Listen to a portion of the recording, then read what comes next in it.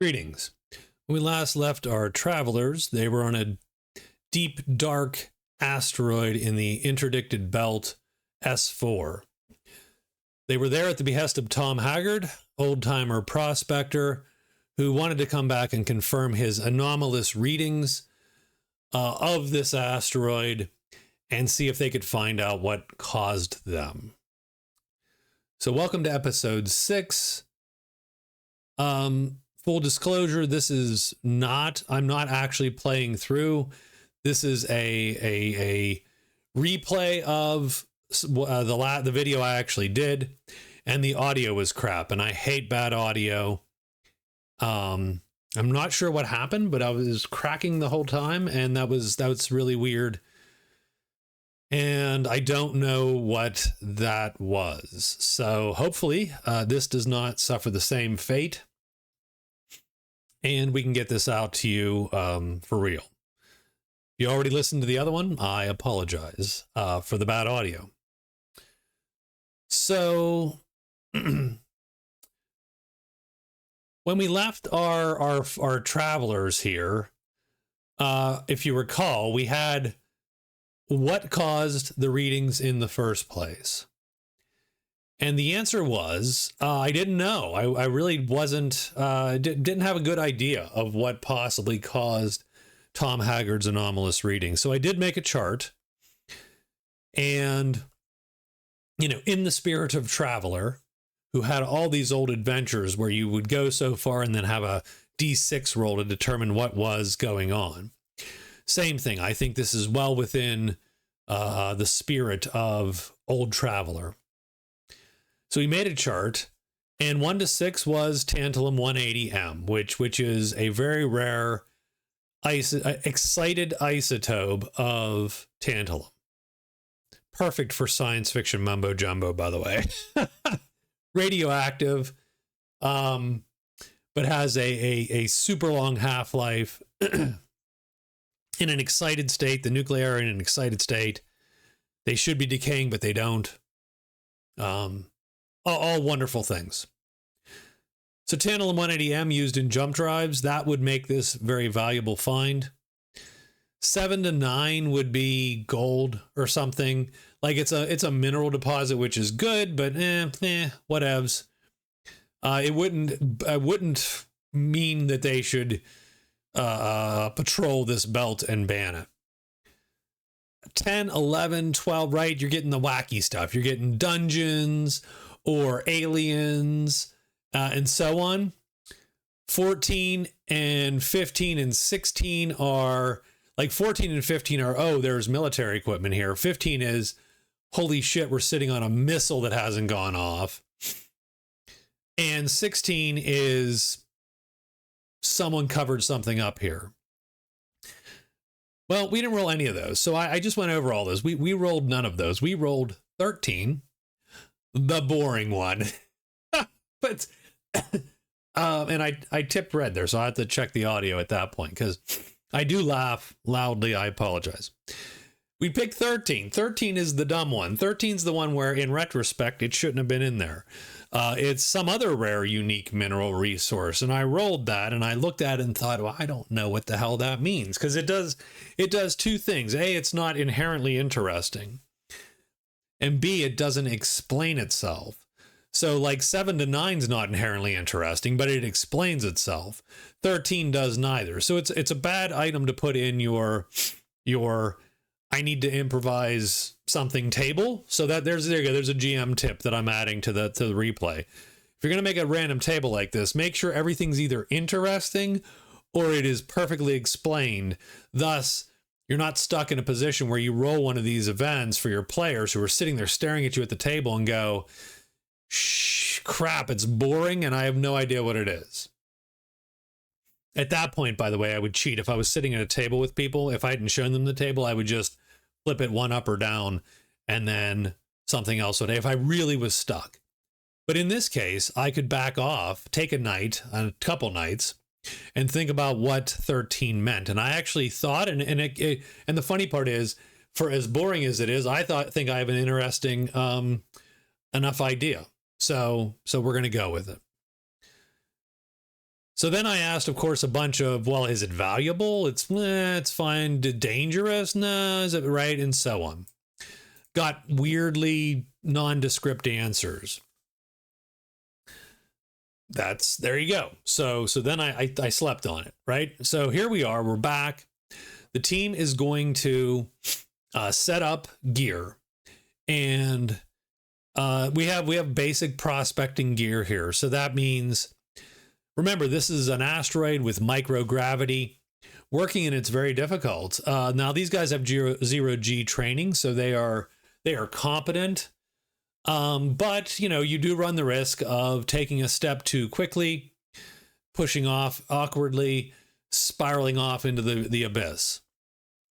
I think one way that workers would avoid that would be to have some kind of scaffolding. That scaffolding would be anchored into the asteroid surface itself, right? So something that drills into the rock and then telescopes out to be some sheaf of magnetic material. And then you can use magnetic boots to then walk around. So I think they have something like that. They set up a station to recharge their vac suits, maybe a pressurized temporary habitat down here, because they're going to take 6 days and set up some automated drilling equipment to see if they can get a sample or two of whatever they're looking for. So that's going to take 6 days. Keep in mind, remember that the group has 30 days to pay off $125,000 mortgage. So it weirdly is time sensitive for them. But I think 6 days is well within the amount of time they expected to potentially spend out here. So they set up, they help Haggard do his business, and they do get 2 largish wild blue crystals, right? And no one knows what these are. Like, so we roll some geology rolls and some prospecting for Haggard. Some just general, has anyone ever seen this by luck of the draw? The answer was no. No one knows what these are. So Haggard suggests, well, let's take these back. We're going to get these. We're going to take these back. We're going to head back. I know some prospectors. I know some geologists, right? I know miners. Let's see what these things are. Now, at this point, we made a couple rolls. We rolled a single D12 for every character to see if they reacted to these crystals. These crystals have some reactivity to them. And the question is, do you have it or not? And the answer was no, not with anybody. But we rolled 3 times, 1 in 12, got nothing. The other thing that we rolled was a 5 in 12 chance that something happens, someone shows up, that their presence has not gone undetected. And we know that patrol ship B and C were in the area. We also know that one of the patrol ships had gotten sort of pulled away. Patrol ship C here had gotten pulled away over this way. So they weren't actually looking for the players. Patrol B might have detected them. But I had some other things in mind also. Now, I'm being a little coy about it because I'm going to keep, and we've talked about a little bit, whether you should be on the GM's shoulder all the time or whether you should be in the player's view sometimes, or the observer's view. And so again, I think it's an interesting call in terms of what is more intriguing for you guys. I would definitely comment on that always. I know Valerie has already, that he would like to be in the GMs, so he would like to see the fog of war, as it were. But for this one, I'm going to keep it quiet for now. Just know that anyone that touches this crystal or gets close to it should roll a d12. And on a 12, there's going to be some kind of reaction to it. So you might be able to discern, already have an inkling of what this might or might not be, or at least what it pertains to. But I'm not going to tell you just yet. Needless to say, no one had it. I rolled the 5 and 12. It missed. I rolled a 6. So nothing showed up. Again, and I am going to use this to throw in the DVD commentary. I do find it interesting. Keep in mind, Traveller is a very expensive, quote unquote, game in the sense that ships are expensive and gear is expensive. It's relatively easy to get killed. So it's not really as much of a combat game as, say, Runebearer might be, or the fantasy games, or a D&D might be. And so I do sort of hold in, even though I know, well, that's unfortunately the least interesting outcome of this particular run. I wanted to leave the distinct possibility that nothing happens and that they can just get back. And I don't think that's always the case. I think this was, especially since this is a stealth in and out mission kind of thing, I think that should be a possibility, right? They did their little maneuver correctly. So Patrol B and C didn't catch them. Because of the nature of the crystal they're digging up, I wanted there to be someone else that could show up and harass them, but I gave that a 5 and 12 chance, a little bit less than 50%. We missed the roll. They didn't show up. We will definitely have ramifications of all that later, but for this time, the PCs and Tom Haggard are gonna get away.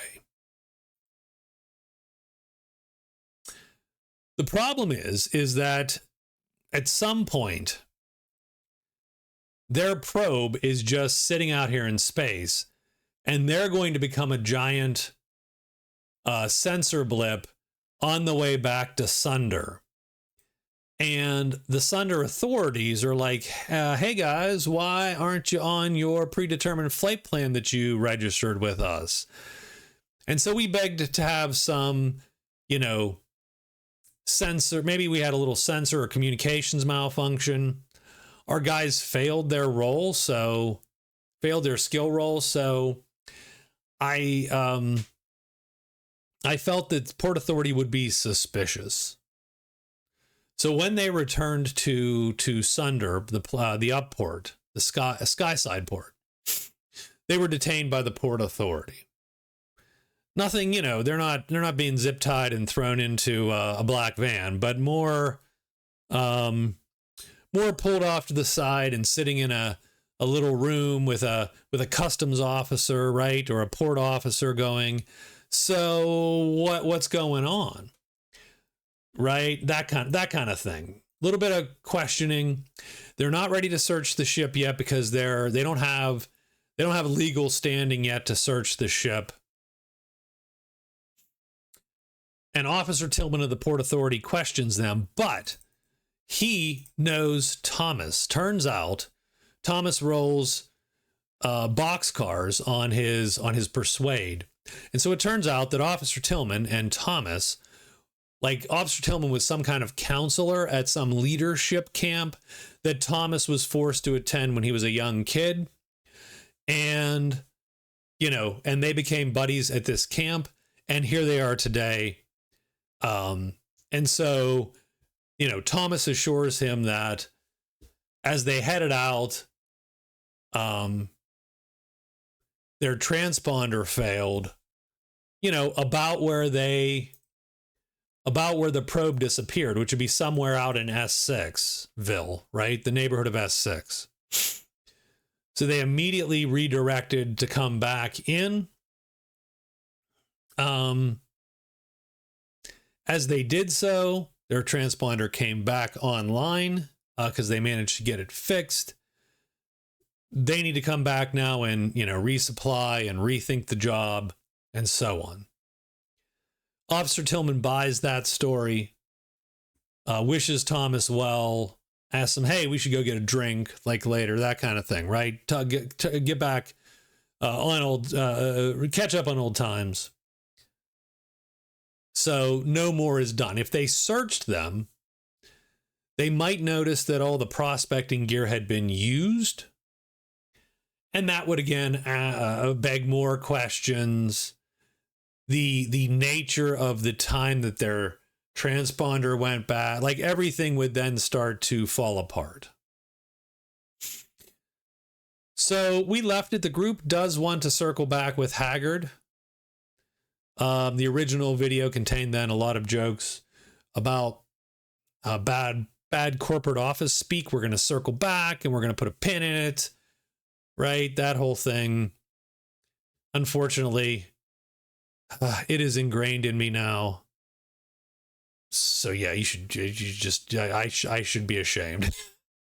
So, but the group is also curious about the nature of this weird crystal. We want to know what it is. By the way, when we got on board ship, I rolled the D12 for Lars and Thomas. Neither of them reacted either. So we did get paid, and the group ends up with somewhere around 121,000 credits after the 62.5 that the prospector gives them. Now, the problem is you still need, so you need two things. First off, you need about 124,000. Secondly, you have a $4,000, you have maintenance on the ship, which I have to calculate, and you have a $4,000 life support bill for the ship to restock supplies and so on. All of this means that they still are short a little bit of cash, and so they start thinking about trade. Now, the core Traveler book, and Traveler's really good with this, by the way. You know, you can play sort of weird sandboxy free trader, and they literally have a trade sort of mini game. Now, I've not tried the trade mini game in the new Traveler in terms of, well, how much can you make? My guess is it's skewed once you get your skill rolls high enough. It's probably skewed super good in terms of making money, but I don't know that for sure. They also have a very, very long procedure with a lot of die rolls to determine what are all the things that the place sells. And the answer is I'm not interested in that. I'm only going to go with things I know would be cheap here, like their exports. So I only looked at their exports. So I looked at common ore, crystals, petrochemicals, and precious metals. Of those, petrochemicals was the best deal. Now, we didn't buy anything just as of yet, but Parker thinks he can make a deal with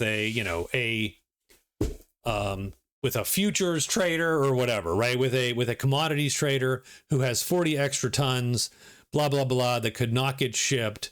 And, you know, he needs to offload them quickly to avoid whatever, right? Some extra tax, or avoid whatever the chemical in there, some expiry date or whatever. So he's willing to sell them for 7,000. Normally they're 10. That's what we would hope to get if we sold them somewhere else. So we're thinking maybe buy as many petrochemicals as we can. That's about 17 tons once we figure it out. And if you get 17 tons of that, and let's say you can get lucky on the broker roll on the other side, go to a planet that would need petrochemicals, get lucky on the broker roll on the other side, maybe make $10,000, sell it for $10,000 a ton. That's 51,000 credits. That's not bad. But again, you have to do that fairly quickly.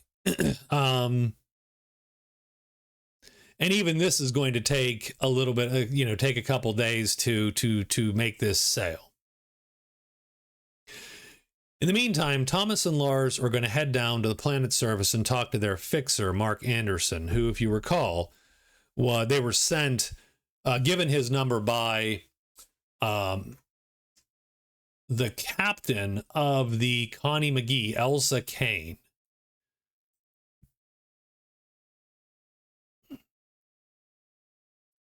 And so they go down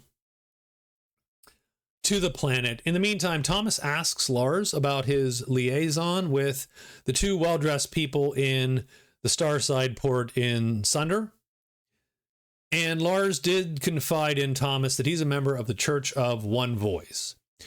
And the quick rundown on the Church of One Voice is that they believe that all of that their believers, at least, belong to a collective consciousness, some kind of quantum substrate that, your brain, your energy of your oneness, your soul or whatever, rises up from and then dissolves back into upon death.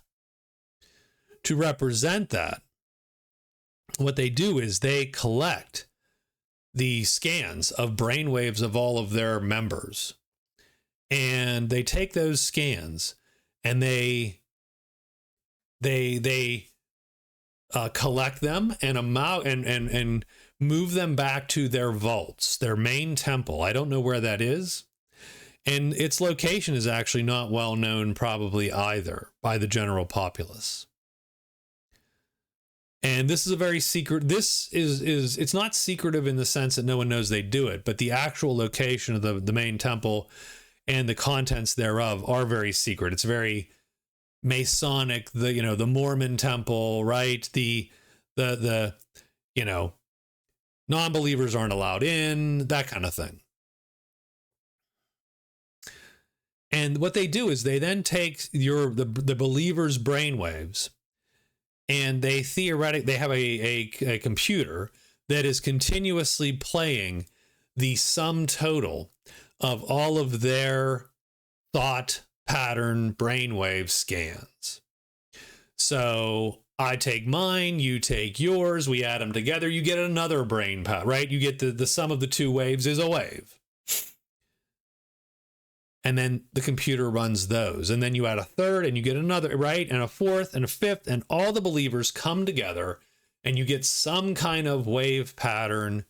And then they record the sounds, periodically record the sounds of that wave pattern, turn it into sound. And then they distribute that to the believers, right? So the believer will either get their scan, perhaps they're even given devices, or maybe at the local temples, they can get their scan. And they get their scan, and they give that scan to the collectors, who are the priests that then collect and move those scans to the main temple. And from the collectors, they get the most recent voice, the most recent amalgam of all of the voices of the people. And they listen to that as they meditate. And I'm picturing something between modem sounds and whale noise, probably. It's probably a little more melodic than that and a little less modem screechy. And it is the worst thing ever, if you are a member of this church, to think that your voice is not included in the one voice. And near death, many members of the church try very hard to make sure that they get their brain scanned one last time before death, so that their final being is recorded with the one. And Lars, though he's not super vocal about it or whatever, he meditates to that one voice, and, his mom was a member and he's a member, that kind of thing, done. Mark Anderson has an office on Sunder. Sunder is dry and arid. And as I joked, this is actually just a painting of Berlin. That I found in public domain from like a museum site. So it's not a desert, but it is, it is a painted cityscape, which is what I was going for. And somewhere between the main city, the main financial district, which is probably on a coastal, like an inlet, like a sea, right? There's 30% hydrographic percentage of Sunder, and I imagine the most of the big cities sit on the coast. Somewhere between that and the downport, is where Mark Anderson's building is. And so they get on the roof, sit on the roof under some shade there, drink some tea, and Mark Anderson has a job for them, but they need to be willing to head into Vesporan space again.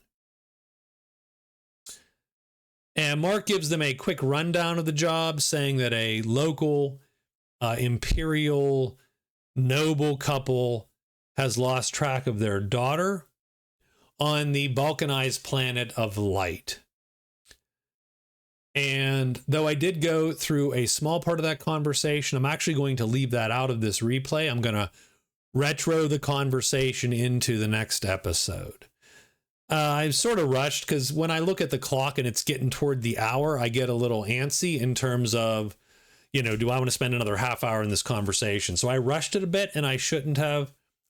So we'll redo some of that conversation. But the gist of it is they need to find this couple's daughter on a planet which is warring between 3 factions. And the question is, will the group take that job? And if they take that job, does that change their perspective on what they want to trade? And the answers are, I don't know yet, but we will find out in the next episode. So thank you all for listening. I apologize for the bad audio in the last video. Hopefully this one makes up for it and is a little bit easier to listen to. I've been having a great time on these traveler vids. I hope that you have been having a great time as well. Please leave a comment and like the video. It does help. And these videos, frankly, haven't been doing as well as I would like. And so getting it out there would, obviously anything to poke YouTube would help me greatly. So thanks a lot, guys. I appreciate it. And we will see you next time.